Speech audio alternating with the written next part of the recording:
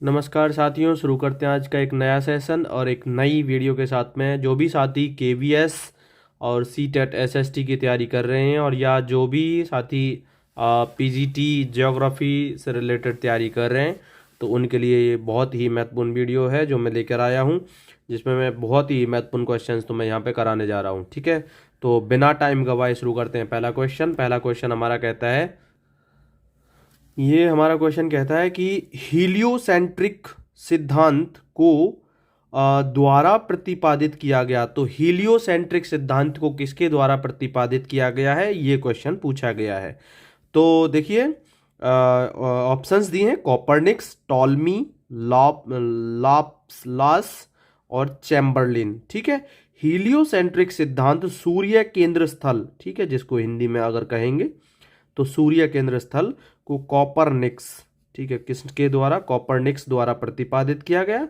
और कॉपरनिक्स ने वर्ष 1543 ईस्वी में बताया कि सूर्य ब्रह्मांड के केंद्र में है तथा पृथ्वी उसकी परिक्रमा करती है। ठीक है, ये चीज भी बताई थी कि सूर्य ब्रह्मांड के केंद्र में है और पृथ्वी उसकी परिक्रमा करती है। तो ये मोस्ट इम्पोर्टेंट क्वेश्चन है। जितने भी साथी केवीएस की तैयारी भी कर रहे हैं तो उनके लिए भी काफ़ी महत्वपूर्ण क्वेश्चन है। ठीक है, और या किस भी टेट की तैयारी कर रहे हैं या टीजीटी पीजीटी के लिए तैयारी कर रहे हैं तो उनके लिए बहुत महत्वपूर्ण क्वेश्चंस बन जाते हैं। ठीक है साथियों, फिर नेक्स्ट क्वेश्चन हमारा कहता है कि किसे आर्कटिक वृत्त कहा जाता है। ठीक है, इनको कई पार्ट्स में कर्क रेखा कहाँ से गुजरती है, इस तरीके से ये दिया हुआ है कर्क वृत्त, और ये आर्कटिक वृत्त का पूछा है। तो ये तुम्हारा होता है 66.5 डिग्री या 66 सही 1/2 उत्तर दिशा में, जो उत्तर की ओर होता है, इस तरीके से ये सर्कल में होता है। कुछ पार्ट ये बीच में नीचे ये भूमध्य रेखा इस तरीके से, और ये क्षेत्र जो होते हैं। ठीक है, ठीक है, तो ये आर्कटिक वृत्त ये होता है उत्तर साइड में, यहाँ इस वाले पोर्शन में। ठीक है, तो 66.5 उत्तर 66.5 डिग्री उत्तर को आर्कटिक वृत्त कहा जाता है। फिर नेक्स्ट क्वेश्चन हमारा पूछा गया कि मध्य प्रशांत महासागर से गुजरने वाली अंतरराष्ट्रीय तिथि रेखा सामान्यतः का अनुसरण करती है। तो 180 डिग्री देशांतर का, 0 डिग्री देशांतर का, 40 डिग्री पश्चिम देशांतर का, या 90 डिग्री पूर्वी देशांतर का। तो ये करती है 180 डिग्री देशांतर का। ठीक है, ये इसका राइट आंसर होगा। फिर हम पहुंचे एक महत्वपूर्ण क्वेश्चन की तरफ। व्यवहारवादी आंदोलन के बौद्धिक जनक कौन हैं। ठीक है, प्रॉडन है, मैकियावेली हैं, या मैकाइवर हैं, या चार्ल्स ई मैरियम। ये क्वेश्चन आया था पिछले DSSB TGT SST एग्जाम में। ठीक है, और KVS में भी आने के इसके चांसेस हैं। तो व्यवहारवादी आंदोलन के बौद्धिक जनक चार्ल्स ई मैरियम को कहा जाता है, मैरियम को। ठीक है, व्यवहारवादी आंदोलन के बौद्धिक जनक कौन है, चार्ल्स ई मैरियम। और इनकी एक पुस्तक थी, ठीक है, इनकी कौन सी पुस्तक थी, न्यू एस्पेक्ट्स ऑफ पॉलिटिक्स।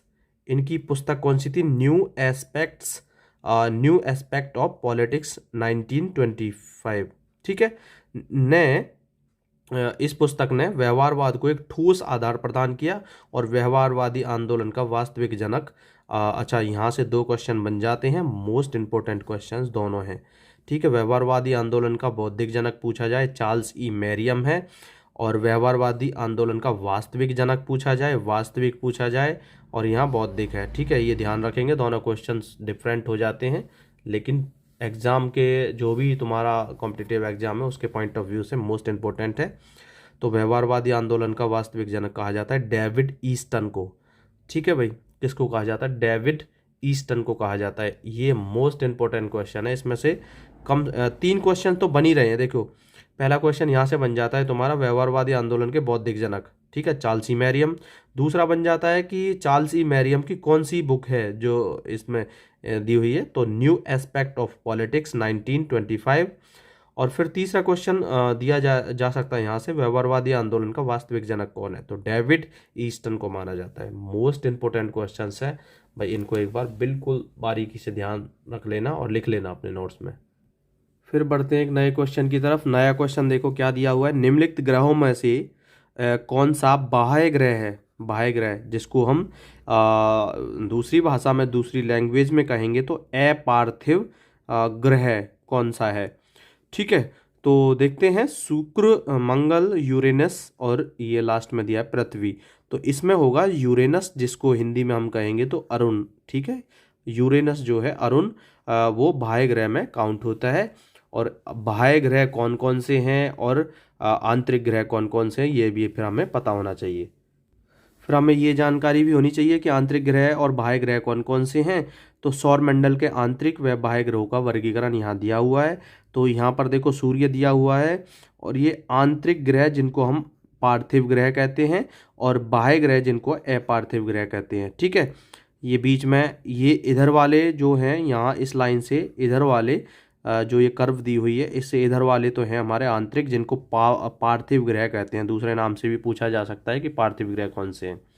ठीक है, इनमें दिया हुआ है। देखो बाह्य ग्रह में कौन कौन सा, आंतरिक ग्रह देख लेते हैं। इधर वाले आंतरिक ग्रह हैं सारे, ये वाले इधर जो हम शुरुआत से काउंट करते हैं ना, बुध, शुक्र, पृथ्वी, मंगल। ठीक है, इस तरीके से जो, और ये भी क्वेश्चन यहाँ से पूछा जा सकता है कि सूर्य के सबसे नज़दीकी कौन सा ग्रह है।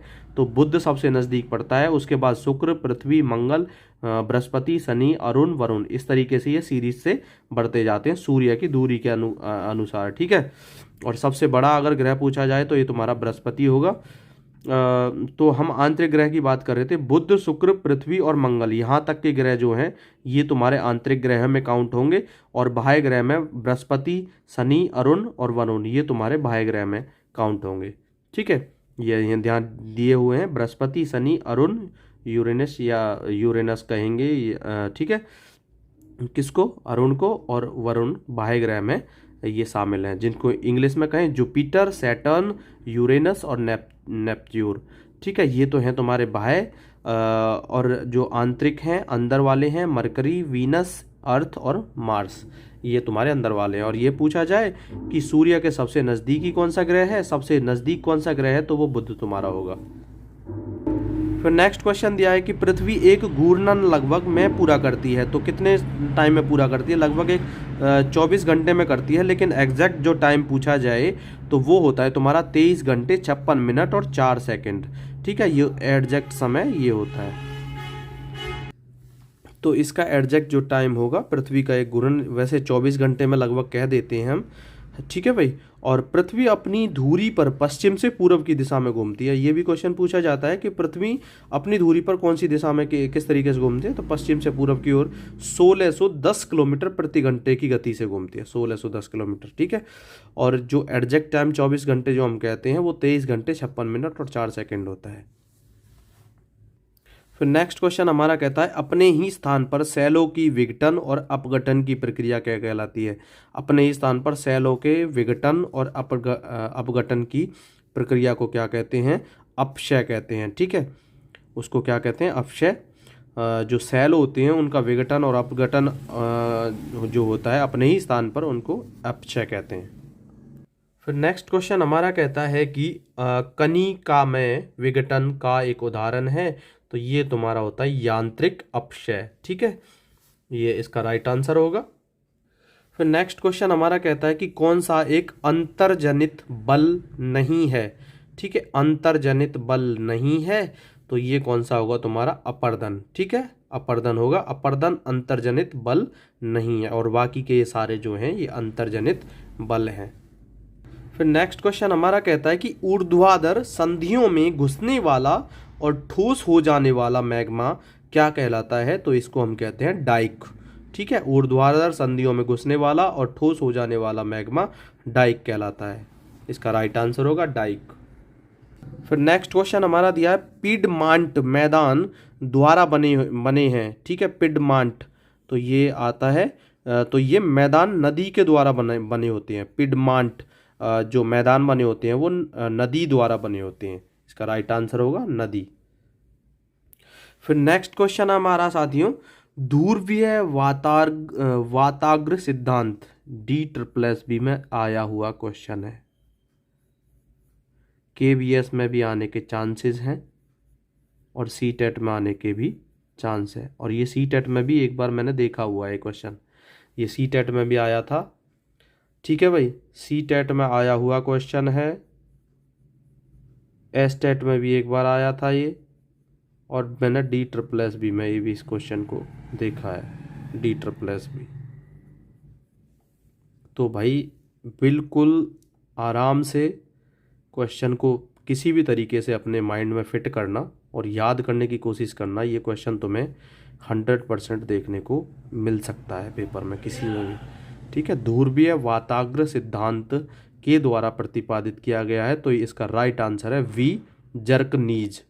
वी जर्कनीज ने ध्रुवीय वाताग्र सिद्धांत दिया है, ठीक है भाई साथियों। इसको बिल्कुल याद कर लेना, माइंड में फिक्स कर लेना किसी भी तरीके से, जिस भी तरीके से तुम करना चाहते हो, ठीक है साथियों। आज के लिए बस इतना ही, और मिलते हैं नेक्स्ट वीडियो में।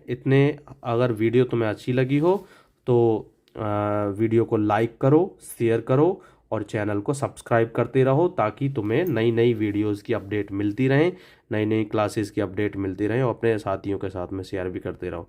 साथियों, अगर तुम सब्सक्राइब करते रहोगे, लाइक करते रहोगे, शेयर करते रहोगे, तो हमें भी मोटिवेशन मिलता है, तो हम अच्छे से अच्छा कंटेंट देने की कोशिश करेंगे तुम्हें, ठीक है साथियों। इसी तरीके से बने रहिए। Thank you so much.